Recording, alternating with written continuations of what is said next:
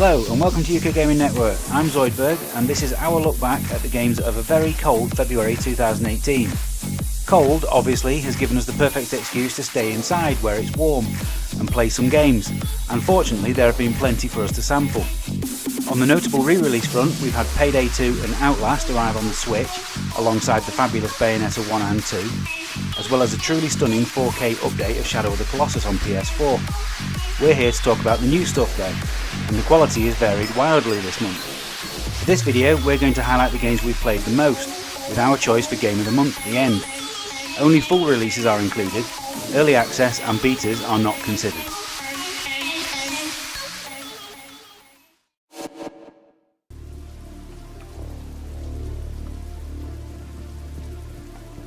Stranger Things has got a lot to answer for. Ever since the Netflix series became a cultural phenomenon, there have been more films, TV shows and games all trying to cash in on the need for some 80s nostalgia. Most of them are rubbish too. Crossing Souls succeeds where those have failed because the setting is merely a backdrop. The characters and their relationships are timeless and relatable.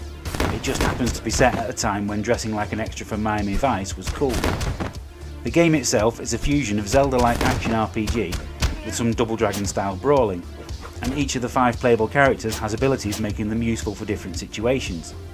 Throughout, you're constantly playing a game of Spot That reference, and the storyline never goes where you expect, making so that you'll want to keep playing just to see what happens next.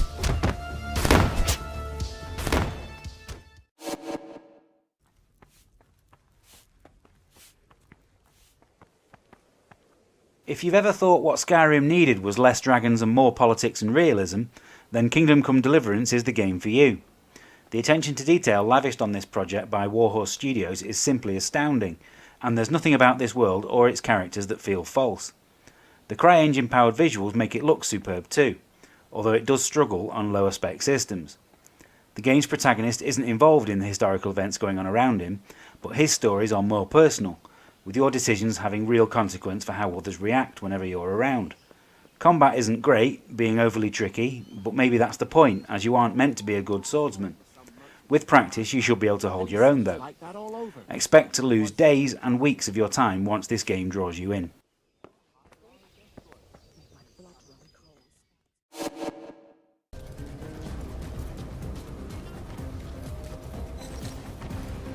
It's fair to say we had low expectations for Metal Gear Survive. From the sheer audacity of Konami carrying on the franchise without Kojima Productions and the reused Metal Gear Solid 5 assets, to the underwhelming beta that preceded its release, there hasn't been anything that's made us think this was going to be anything but a disaster. Then we played it, and it's actually pretty decent.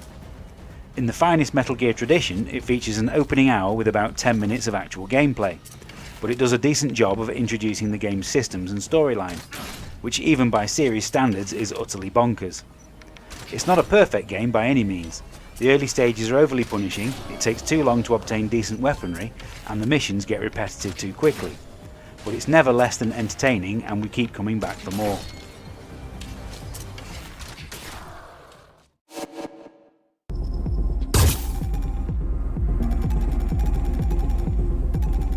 Perhaps more than any other genre, strategy games lend themselves perfectly to procedurally generated levels.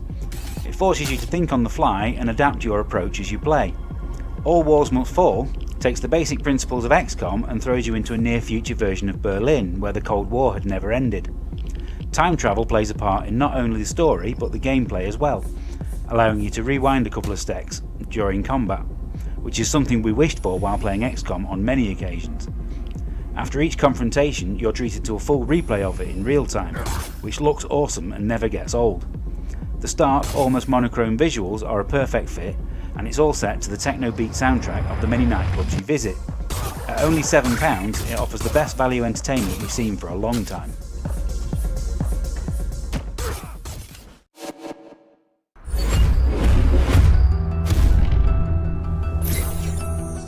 How do you follow up a game like FTL Faster Than Light? That was the problem facing Subtac Games with their second game, Into the Breach. Another brilliant turn-based strategy game that keeps the basics simple while at the same time punishing with its difficulty. The structure is the same as FTL, as you battle your way across a randomly generated map, with each individual battle confined to a chessboard like 8x8 square.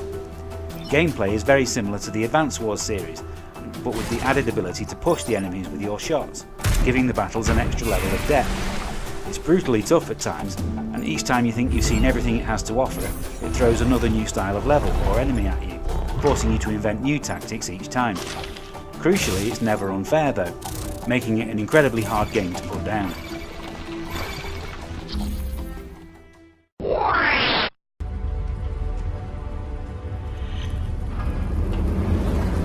Imagine being able to stick your head directly into your favourite 3D platformer and look around.